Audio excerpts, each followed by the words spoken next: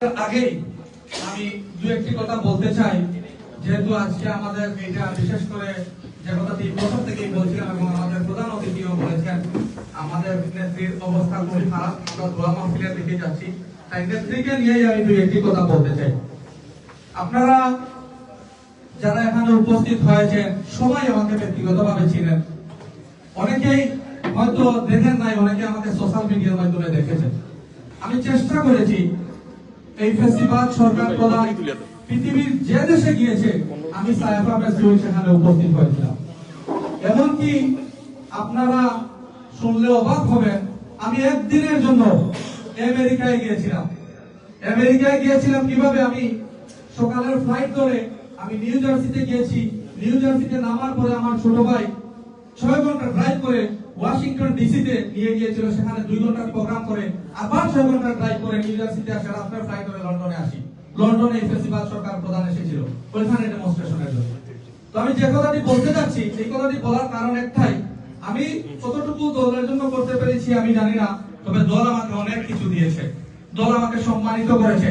শুধু তাই নয়, কিছু সময় আগে আমাদের যুগ্ম আহ্বায়ক শামসুজ্জামান জামান ভাই একটা কথা বলেছেন, সেই কথার সূত্র ধরে আমি 2-4টি কথা বলছি। যে আমি সায়েফা মেসরুই, বাংলাদেশের আপসহীন নেত্রী, বাংলাদেশের 3 বারের নির্বাচিত প্রধানমন্ত্রী, গণতন্ত্রের জননী, শহীদ প্রেসিডেন্ট জিয়াউর রহমানের সহধর্মিণী, স্বাধীনতার ঘোষকের সহধর্মিণী, আগামীর বাংলাদেশের প্রধানমন্ত্রী, বিএনপির ভারপ্রাপ্ত চেয়ারম্যান তারেক রহমানের মমতাময়ী মায়ের সাথে সাক্ষাৎ করতে ফিরে গিয়েছিলাম। সেটা আমার জন্য, আমার রাজনীতির জীবনের জন্য অনেক বড় একটা প্রাপ্য, অনেক বড় একটা জিনিস।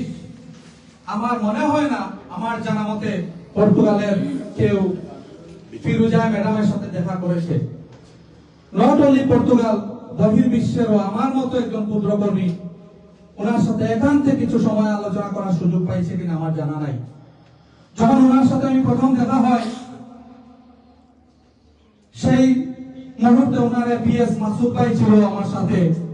যখন আমি ঢুকি, ওনার শিমুল বিশ্বাস ওনার ছিলেন, এরপরে আমাদের অ্যাডভোকেট আজম ভাই ছিলেন আমাদের টাঙ্গাইলের নিচে ড্রয়িং রুমে। আমি যখন উপরে যাই, প্রথমে ওনাকে দেখার পরে আমার চোখের মধ্যে অটোমেটিক পানি চলে এসেছিল।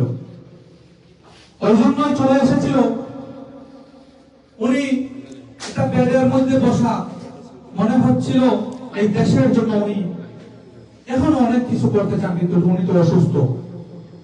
আমি যখন ওনার সাক্ষাৎ পাই, সাথে সাথে আমি